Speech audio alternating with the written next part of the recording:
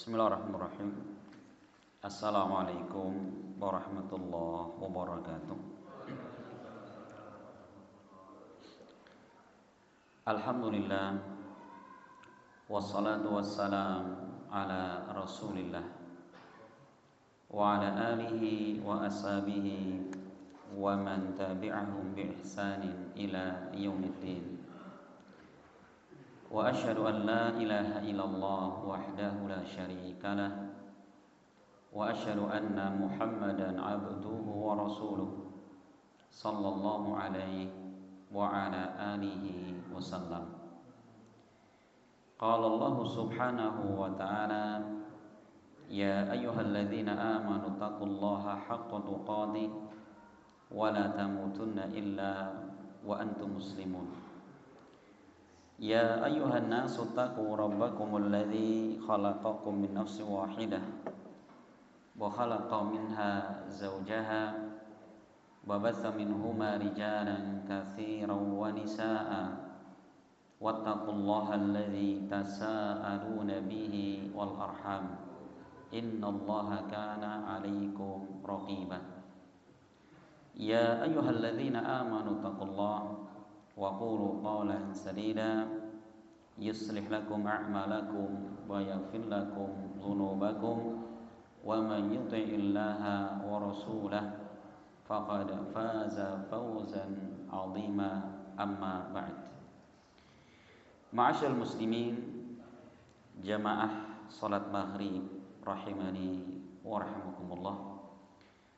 Pertama dan yang paling utama, marilah kita panjatkan puji dan juga syukur kehadirat Allah subhanahu wa ta'ala atas segala limpahan nikmat yang Allah anugerahkan kepada kita semua, baik nikmat yang lahir maupun nikmat yang batin, baik nikmat berkaitan dengan urusan dunia, terlebih nikmat berupa urusan agama.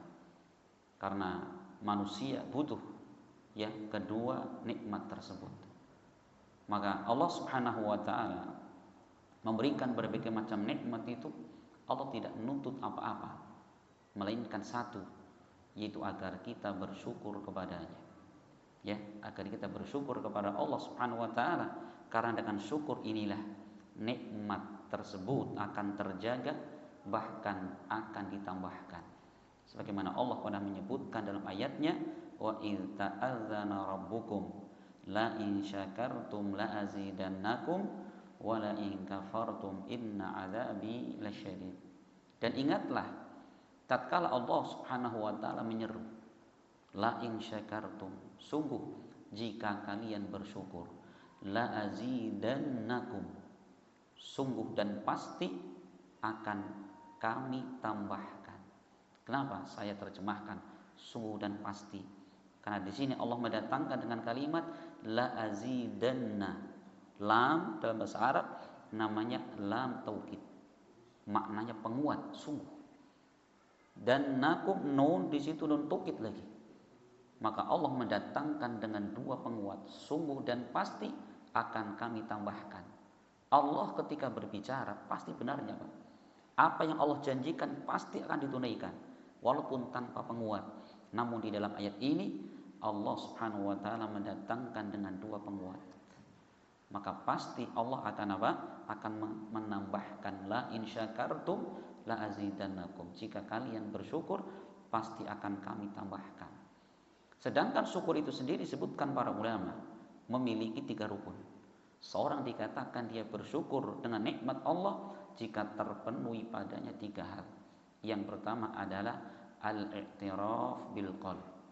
Dia mengimani, meyakini dan mengenali dalam hati semua nikmat datang dari Allah Subhanahu wa taala, bukan dari selainnya. Kemudian yang kedua, at-talaffuz bil lisan, yaitu kita menyebut dengan lisan dengan memuji Allah, alhamdulillah.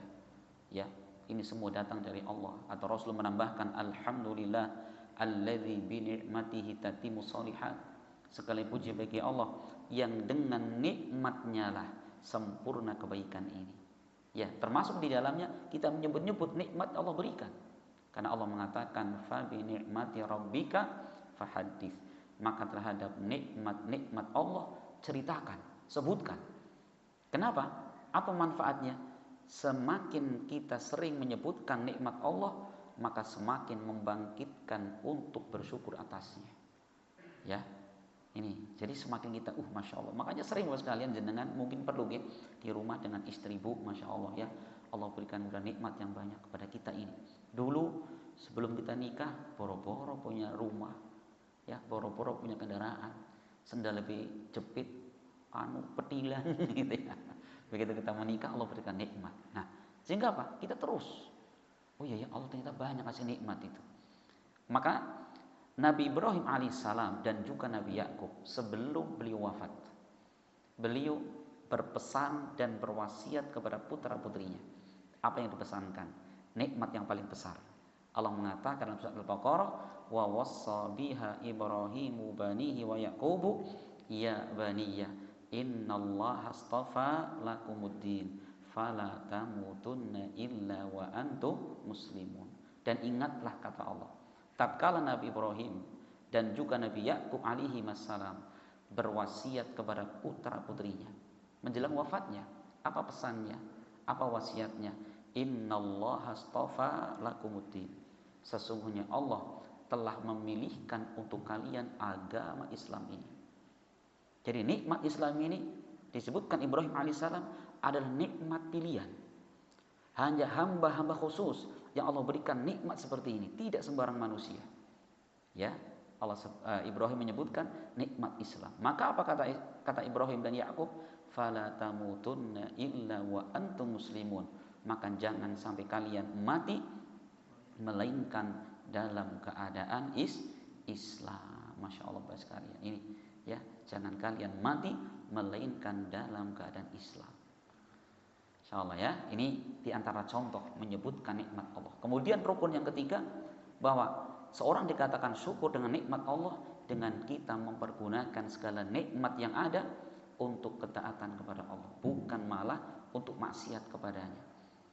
Maka apa yang kita lakukan berupa sholat, mungkin puasa, zakat, sedekah, dan segala kebaikan, hakikatnya sebagai bentuk kesyukuran kepada Allah. Maka di antara kebiasaan Nabi kita Muhammad SAW ketika beliau sholat malam, saking panjangnya berdiri, saking lamanya beliau berdiri, bengkak kakinya Pak. Coba kanjeng Nabi, kakinya bengkak. Maka Aisyah dengan logika beliau mengatakan, ya Rasulullah, alaysa qad ghafarallahu ma taqaddama min dambika wa ma ta'akhkhar ya Rasul? Bukankah engkau telah dijamin diampunkan dosa yang telah lalu dan akan datang? Kata Rasul, iya. Tapi apa? Afala akunu abdan syakura. Apakah tidak boleh aku menjadi hamba Allah yang syakur, yang senantiasa bersyukur? Bukan syakir, Pak. Apa bedanya syakir dengan syakur? Kalau syakir sesekali bersyukur, ya memang bersyukur, Pak. Tumbas mobil baru, syukuran. Tumpang, syukuran. Rumah baru, syukuran. Tapi begitu kita nggak punya apa-apa, nggak syukur. Nah itu. Tapi syakur kata ulama adalah orang yang syakur dalam bahasa Arab itu adalah sihah mubalaghah. Maknanya sering dan terus menerus syukur kepada Allah. Dapat banyak bersyukur, sedikit bersyukur, tidak dapat pun bersyukur. Subhanallah. Itulah yang namanya hamba Allah yang syakur, senantiasa bersyukur kepada Allah. Ya, Bapak sekalian, hendaknya kita menyempatkan waktu ini untuk mensyukuri nikmat Islam ini dengan cara apa? Kita mempelajari Islam itu sendiri. Ma'asyal muslimin rahimani wa rahimakumullah. Insyaallah kita akan kembali melanjutkan pembahasan kita masih di dalam tafsir surat-surat pendek. Dan insyaallah kita akan berpindah kepada surat berikutnya, yaitu surat Al-Falaq. Surat Al-Falaq. Ya, surat Al-Falaq dan surat An-Nas sebelumnya itu diistilahkan dengan surah Al-Mu'awwidzatain. Surat Al-Mu'awwidzatain, yaitu dua surat yang berisikan tentang permohonan perlindungan. Ya. Jadi Allah berfirman di dalam surat Al-Falaq ini hanya terdiri dari 5 ayat. Apa keutamaan surat ini Bapak sekalian? Di dalam sebuah hadis yang diriwayatkan Imam Muslim, datang dari sahabat Uqbah bin Amir, Rasul Shallallahu Alaihi Wasallam pernah bersabda, "Alam tara ayatin unzilat hadhihi lailah lam yura misluhunna qattu." Yang artinya, apakah engkau tidak memperhatikan suatu ayat yang diturunkan Allah di malam ini? Ya, diturunkan Allah di malam ini, lam yura misluhunna qattu, yang tidak ada yang semisalnya dengannya. Jadi ini surat yang paling utama. Maka Rasul mengatakan qul a'udzu birabbil falaq dan qul a'udzu birabbian nas. Masya Allah. Insyaallah ya.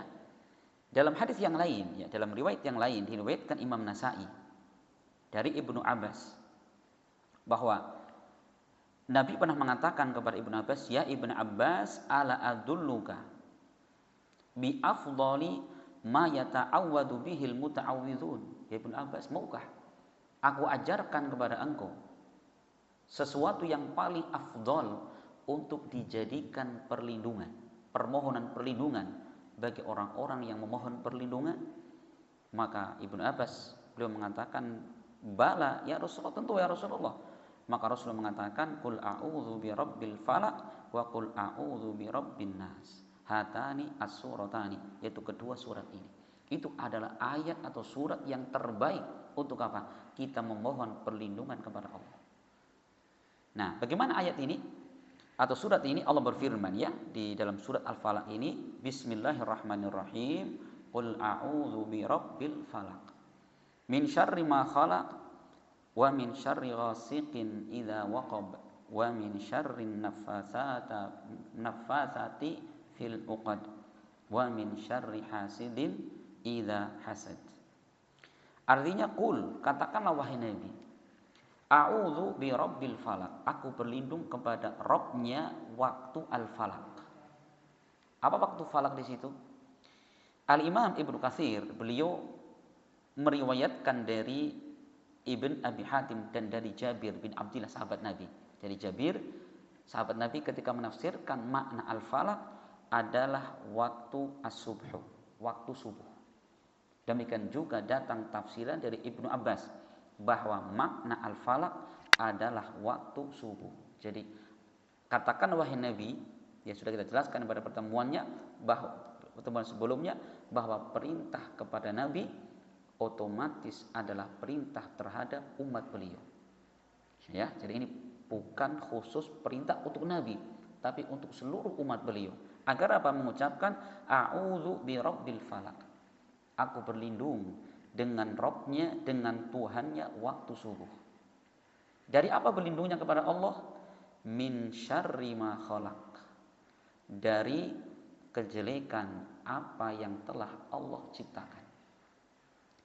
Apa yang dimaksudkan di sini dari kejelekan yang Allah ciptakan?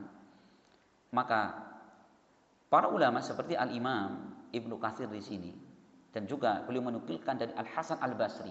Hasan Al-Basri adalah ulama tafsir, ulama besar yang hidup di masa tabi'in, muridnya para sahabat. Beliau mengatakan bahwa dari keburukan yang Allah ciptakan seperti apa?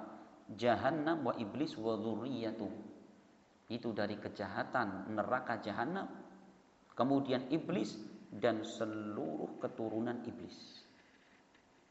Salah ya, berlindung. Kalau ulama yang lain seperti Syekh As-Sa'di rahimahullah dalam tafsirnya, beliau mengatakan bahwa makna dan aku berlindung kepada Allah dari keburukan yang Allah ciptakan seperti apa? Dari keburukan jin dan manusia. Ya, dan keburukan setan dan keburukan makhluk yang Allah ciptakan. Jadi dari keburukan jin ya, seperti setan ganggu kita, mungkin akan melitikin jenengan, jaga malam setannya gangguin. Allah akan jaga dengan zikir seperti ini. Atau yang kedua, dari apa? Orang kan kadang-kadang bilang ini tempat angker gitu dan sebagainya kan gitu ya. Karena banyak setan, banyak jin di situ. Maka cukup orang beriman inilah ya permohonan perlindungan kepada Allah. Ataukah meminta perlindungan kepada Allah dari kejahatan apa? Seperti bencana alam. Ya, baik tanah longsor, baik kemudian adanya mungkin angin puting beliung, ya gunung meletus dan lain sebagainya. Ini adalah ayat ya yang kita baca untuk meminta perlindungan kepada Allah dari itu semua. Ataukah dengan apa? Dari hewan-hewan buas. Ya, atau hewan-hewan yang berbisa. Ya, kalau buas mungkin di Purwokerto nggak ada ya. Tapi binatang yang berbisa kan ada ya, kalajengking, ada tawon, ada dan lain-lainnya. Nah ini ayat untuk berlindung kepadanya. Masya Allah sekalian, ini luar biasa ini. Ya, min syarri ma khalaq. Dari keburukan apa-apa yang Allah ciptakan. Ya, termasuk apa? Kejahatan manusia jahat, Pak. Kan manusia kan macam-macam ya, ada yang baik, ada yang jahat. Termasuk manusia penipu. Ya, bisnis kita ditipu orang. Nah ini perlindungannya. Kemudian kita terkena hipnotis kan itu Pak, kadang-kadang ya. Hipnotis sihir kan gitu. Nah, inilah caranya Bapak sekalian meminta perlindungan kepada Allah. Makanya Bapak sekalian, dulu ya di antara asbabun nuzul ayat ini, walaupun disebutkan para ulama bahwa riwayatnya lemah. Jadi suatu ketika Nabi SAW beliau tersihir Pak, oleh seorang Yahudi yang bernama Labid ibn A'sam. Beliau disihir sehingga Pak beliau seakan-akan melakukan sesuatu padahal beliau belum melakukan sesuatu. Maka kemudian Jibril datang dan mengatakan, ya Muhammad, apakah engkau sakit? Iya. Maka kemudian Jibril pun meruqyah Rasulullah dan ternyata apa? Bahwa sihirnya itu ada di sebuah sumur tua di situ. Kemudian diambil dan dimusnahkan saat itu. Nah, kemudian setelah itu turunlah kedua surat ini. Ini ya, walaupun para ulama mengatakan riwayat itu ada sisi kelemahan dari sisi sanadnya. Gitu ya, min syarri ma khalaq. Jadi semuanya Pak, dari segala keburukan yang Allah ciptakan. Kemudian yang ketiga, wa min syarri ghasiqin idza waqab. Dan dari kejelekan malam ketika telah gelap gulita. Insyaallah ya, malam sejak kapan? Sejak maghrib Pak. Ya, kita berlindung dari keburukannya. Memang ada apa dengan malam? Ya, disebutkan oleh Rasul Shallallahu Alaihi Wasallam ya tentang waktu malam ini di dalam sebuah hadis yang diriwayatkan Imam Bukhari dan Imam Muslim. Rasul mengatakan, idza kana junuhal lail fakaffu sibyanakum. Kata Rasul, apabila hari sudah berada di penghujung hari menjelang maghrib, sudah menjelang gelap, apa kata Rasul? Maka tahanlah anak-anak kalian. Kenapa? Fa inna syaitana tantashiru hina idzin. Karena setan di waktu itu gentayangan, kapannya ya, bertebaran. Kapan itu? Menjelang maghrib. Ya, itu kata Rasul, tahan, jaga anak-anak kalian untuk masuk ke rumah. Nah, kemudian kata Rasul, fa idza dhahaba sa'atun minal lail fakhalluhum. Jika sudah masuk waktu malam sekalian, habis waktu isya gitu ya, silahkan kalau kalian mau melepas anak-anak kalian untuk main di luar. Wa aghliqul bab. Kemudian tutuplah pintu. Wadhkurusmallah, dan zikirlah kepada Allah. Pintu-pintu rumah ditutup, jendela ditutup sambil menyebut bismillah, sambil memuji nama Allah Subhanahu wa taala. Kenapa? Fa inna syaitana la yaftahu baban mughlaqan. Karena setan tidak bisa membuka pintu yang tertutup. Ini diantaranya disebutkan Nabi bahwa di waktu malam itu ya tadi setan itu bergentayangan. Selain setan gentayangan Bapak sekalian, di waktu malam ini adalah waktunya hewan-hewan buas keluar. Ya kan? Kalau serigala itu keluarnya kapan? Malam Pak. Siang-siang nggak keluar mereka. Ya kan? Kalau ada serigala, macan pun malam keluarnya itu. Ya, di waktu malam. Makanya apa? Sebelum masuk waktu malam baca doa ini, baca ayat ini sebagai perlindungan kita kepada Allah Subhanahu wa taala. Wa min syarri ghasiqin idza waqab. Masyaallah. Nah, kemudian Bapak sekalian, yang ketiga atau keempat, ayat keempat Allah mengatakan wa min syarrin naffatsati fil 'uqad. Dan dari keburukan wanita-wanita tukang sihir yang mereka menghembuskan. Artinya apa? Bahwa memang para tukang sihir, Pak ya. Kenapa disebutkan wanita tukang sihir? Karena umumnya tukang sihir perempuan. Ya, walaupun ya tidak untuk kemungkinan ya, tukang sihir juga laki-laki. Nah, yang Allah mengatakan di sini ketika mereka para tukang sihir, mereka menghembuskan. Jadi gini, Pak. Para tukang sihir ketika mereka mempraktikkan sihirnya, mereka akan membuat wasilah, membuat perantara. Dengan apa? Dengan bikin ikatan-ikatan, Pak. Baik pakai benang, atau pakai kawat, atau pakai rambut, atau pakai akar pohon gitu, Pak ya. Nah, setiap ikatan itu mereka hembuskan. Gitu ya. Gitu. Apa tujuannya? Tujuannya adalah untuk mentransfer apa di sini hawa jahat sehingga ada pada tali itu, Pak. Jadi kalau misalkan bikin tali segini kayaknya bikin jaring itu, Pak.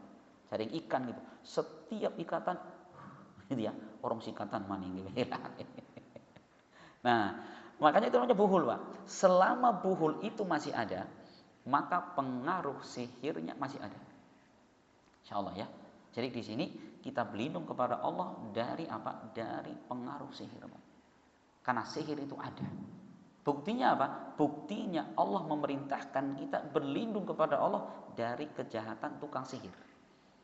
Tidak mungkin ya Allah memerintahkan kita berlindung ketika tidak ada hakikatnya. Gitu ya. Nah, sihir itu kata para ulama, apa tuh sihir? Secara bahasa sekalian, sihir itu secara bahasa ma khafiya wala tufa sababuh. Sesuatu yang sangat lembut dan samar sebabnya. Makanya di situ memang samar, nggak ketahuan gitu tukang sihir ya. Adapun secara istilah para ulama, sihir adalah apa? Yaitu jampi-jampi, kemudian bacaan-bacaan, mantra-mantra dan ikatan-ikatan yang bisa mempengaruhi hati orang yang disihir atau badannya atau bahkan bisa membunuhnya. Insyaallah ya, ini sihir. Jadi bisa mempengaruhi hati seorang yang tadinya cinta jadi benci atau sebaliknya.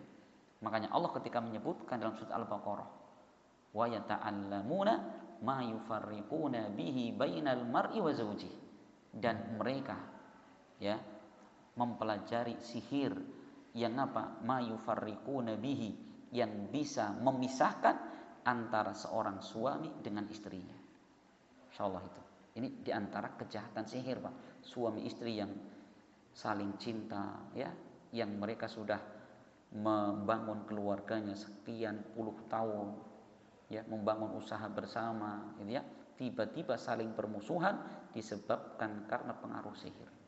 Maka keyakinan seorang Muslim, sihir itu ada, Pak. Bahkan apa? Di zaman Nabi Musa alaihissalam ada.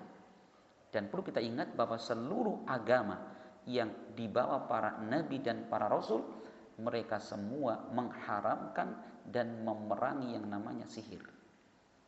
Ya, la yuflihu sahiru haitsu ata. Maka para tukang sihir mereka tidak akan pernah beruntung dari manapun mereka berada. Ini sihir Bapak sekalian ya. Nah, masya Allah. Makanya ini Bapak sekalian, ini diantara cara agar kita terhindar dari sihir. Ustaz, bagaimana caranya? Nah, kita kan selain zikir ini, maka disebutkan ya para ulama bahwa agar kita terhindar dari sihir, Pak. Jadi kita itu nggak tahu ya apakah ada orang sedang jahat kepada kita atau tidak gitu ya. Dan itu hakikatnya ada, ya, sihir itu ada.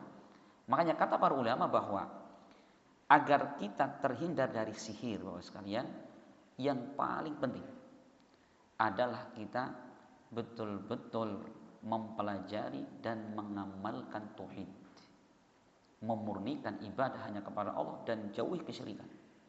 Itu pokok agar kita terhindar dari syirik, dari sihir. Hal ini berdasarkan firman Allah Subhanahu wa taala dalam surat An-Nahl ayat 99 sampai 100. Allah pernah berfirman, "Innahu laisa lahu sultanun 'alal ladzina amanu wa 'ala rabbihim yatawakkalun." Sesungguhnya setan, mereka tidak bisa menguasai atas orang-orang beriman dan orang-orang yang hanya tawakal kepada Allah. Perhatikan, Allah mengatakan setan tidak akan bisa menguasai orang-orang beriman dan tawakal hanya kepada Allah. Innamas sultanuhu 'alal ladzina yatawallawnahu walladzina hum bihi musyrikun. Sedangkan kekuasaannya setan ini hanya kepada orang-orang yang menjadikan setan sebagai pemimpinnya, menjadi walinya, dan mereka berbuat syirik kepada Allah Subhanahu wa taala. Coba perhatikan. Insyaallah ya. Makanya perkara pertama Bapak sekalian yang akan menghindarkan seseorang dari sihir adalah benarkan tauhidnya kita kepada Allah. Bersandar kita hanya kepada Allah, bukan kepada siapapun. Insyaallah ya. Karena orang yang tawakal itu Masya Allah sekali. Allah mengatakan, wa may yatawakkal 'alallah fahuwa hasbuh. Barang siapa yang bertawakal kepada Allah, Allah akan mencukupinya dari segala kebutuhan, dan Allah cukupi dari segala bahaya untuk Allah lindungi. Ya, makanya ini kunci yang pertama, tawakal kepada Allah. Ya, tawakal kepada Allah Subhanahu wa taala. Kemudian yang kedua Bapak sekalian, yaitu kita senantiasa menjaga ketaatan kepada Allah. Salat 5 waktu dikerjakan, puasa wajibnya, puasa sunnahnya, bacaan Al-Qur'annya. Pokoknya segala ketaatan kepada Allah kita lakukan. Karena apa? Rasul pernah bersabda dalam hadis yang diriwayatkan Imam Tirmidzi, ihfadillaha yahfadka. Jagalah Allah, niscaya Allah menjagamu. Apa makna jagalah Allah? Al-Imam Ibnu Rajab Al-Hambali dalam kitabnya Jami'ul wal Hikam beliau mengatakan yang dimaksudkan menjaga Allah yaitu hafidhu hududallah, yaitu jagalah batasan Allah. Dengan apa? Kita jalankan perintah Allah dan kita jauhi larangannya. Itu cara menjaga Allah. Jika kita menjaga Allah dengan ketaatan tadi, apa yang Allah berikan? Yahfadka, niscaya Allah akan menjagamu. Sedangkan penjagaan Allah kepada kita, kata Ibnu Rajab, ada 2, yaitu penjagaan untuk kemaslahatan dunia kita, dan yang kedua penjagaan terhadap kemaslahatan agama kita. Dunia kita seperti apa? Allah jaga badan kita. Makanya Ibnu Rajab Al-Hambali beliau menceritakan Pak, di zaman beliau dulu ada seorang sudah tua sekali, umurnya 100 tahun lebih Pak. Masya Allah ya, kalau orang Purwokerto 100 tahun linglung Pak ya, sudah jadi kecil kembali, bisa rebutan dir-diran karo putune. Dir-diran rebutan ya nih Pak. 100 tahun loh Pak, bener ya. 80-90 udah mulai banyak itu. 100 tahun lebih Pak. Tetapi di zaman beliau mendapati ada orang yang berumur 100 tahun lebih, badannya tetap bugar Pak, bahkan bisa melompat dengan lompatan yang sangat tinggi. Maka ditanya, Pak, jenengan sih makan apa? Apa tipsnya kok bisa sehat seperti ini? Apa yang dia jawab? Hadhil jism hafidtuha fis sighar minal ma'asi waz dzunub fa hafidhaha Allah fi kibar.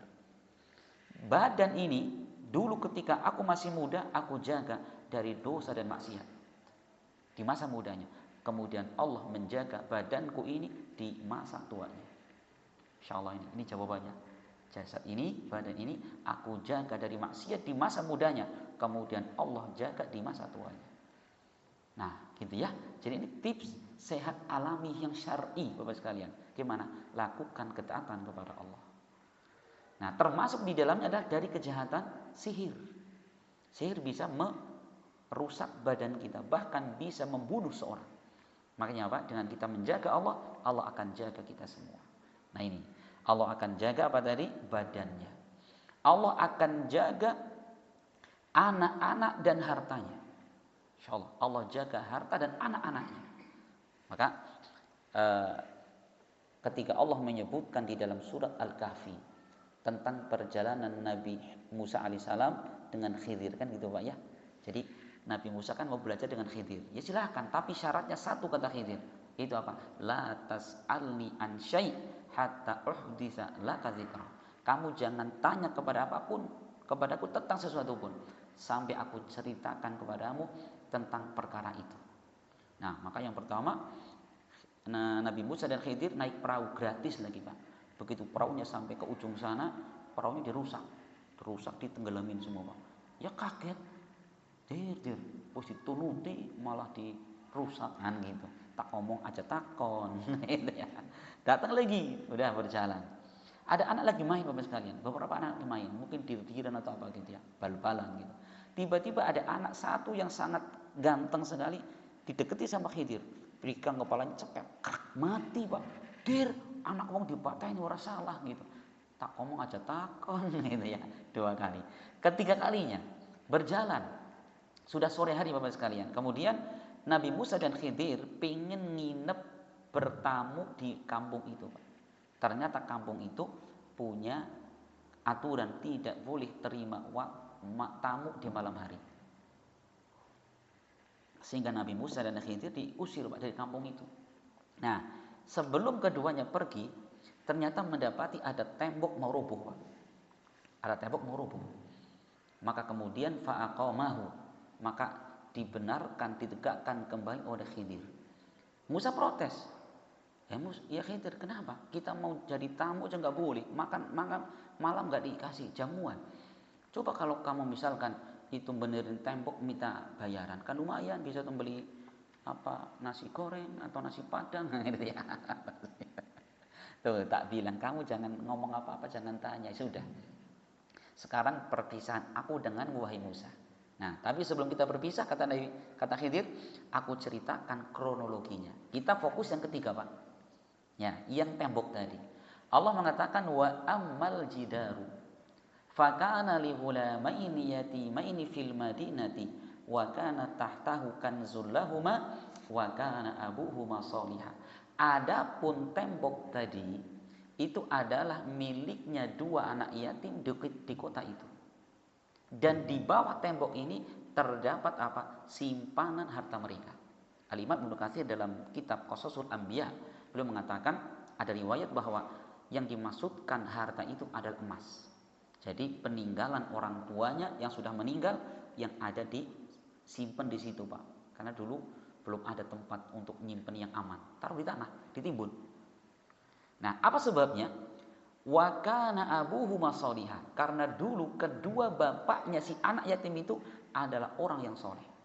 Bapak sekalian, yang soleh siapa? Bapaknya. Bahkan kata Ibnu Katsir dalam Qasasul Anbiya tadi bahwa bapak keberapa? Bapak ketujuh Pak.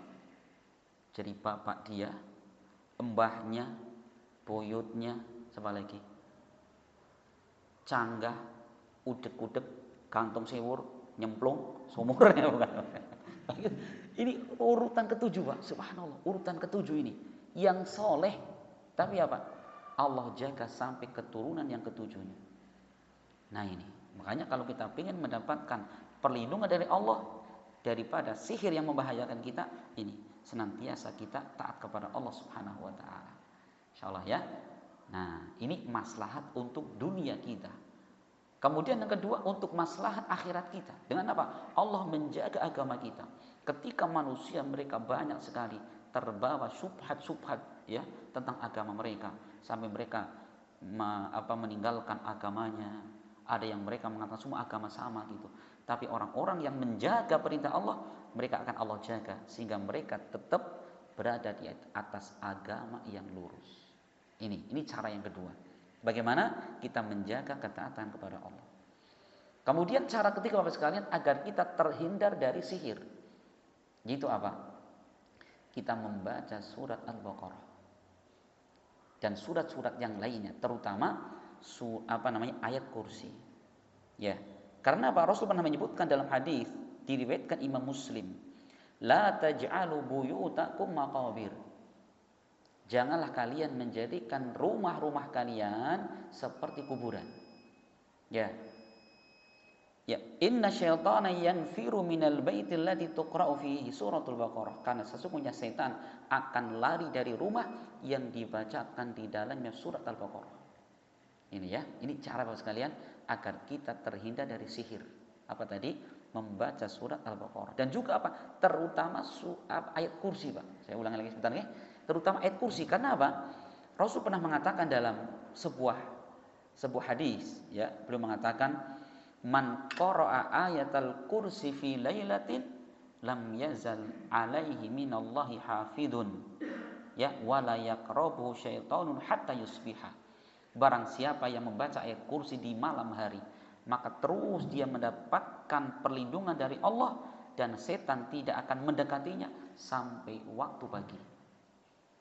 Malam kita baca sampai pagi, Allah lindungi. Di waktu pagi kita baca ayat kursi, Allah terus menjaga sampai sore hari. Maka sehari kita baca ayat kursi, ya full ya, pagi baca, sore baca, maka full 24 jam kita mendapatkan perlindungan dari Allah. Ini bagus Pak untuk istri, anak-anak ada di rumah, dibiasakan. Pagi habis sholat subuh suruh baca ayat kursi. Nanti menjelang maghrib baca ayat kursi lagi. Sebagai apa? Bentuk permohonan perlindungan kita kepada Allah. Nah ini, kita kembali. Jadi dengan ayat ini, wa min syarrin nafasati fil uqad. Dan terakhir, wa min syarri hasidin idza hasad, dan aku berlindung kepada Allah dari hasad orang yang ketika hasad. Apa maksudnya Pak? Apa pengaruh hasad itu? Hasad itu adalah seorang yang dia tidak suka orang lain mendapatkan nikmat. Insyaallah subhanahu wa ta'ala untuk ayat yang kelima ini insyaallah kita akan detailkan di pertemuan yang akan datang. Biidznillah ya. Insyaallah pertemuan yang akan datang kita menjelaskan tentang ayat ini, tentang bahaya hasad. Semoga bermanfaat dan semoga Allah subhanahu wa ta'ala memberikan kepada kita ilmu yang semakin menguatkan iman dan takwa kita kepada Allah subhanahu wa ta'ala, dan ilmu yang bisa kita amalkan dalam kehidupan sehari-hari. Saya mohon maaf atas segala kekurangan dan saya ucapkan terima kasih wa jazakumullah khairan atas segala perhatian, dan kita bermohon kepada Allah semoga Allah subhanahu wa ta'ala menerima segala amal soleh kita, mengampunkan segala dosa dan khilaf kita, dan semoga Allah subhanahu wa ta'ala mematikan kita di atas Islam dan sunnah, serta memasukkan kita semua dengan keluarga dan orang-orang yang kita cintai ke dalam surganya kelak. Amin ya rabbal alamin. Subhanakallahumma bihamdik asyhadu an la ilaha illa anta astaghfiruka wa atubu ilaik. Assalamualaikum warahmatullahi wabarakatuh. La ilaha illallah al-malikul haqqul mubin Muhammadur Rasulullah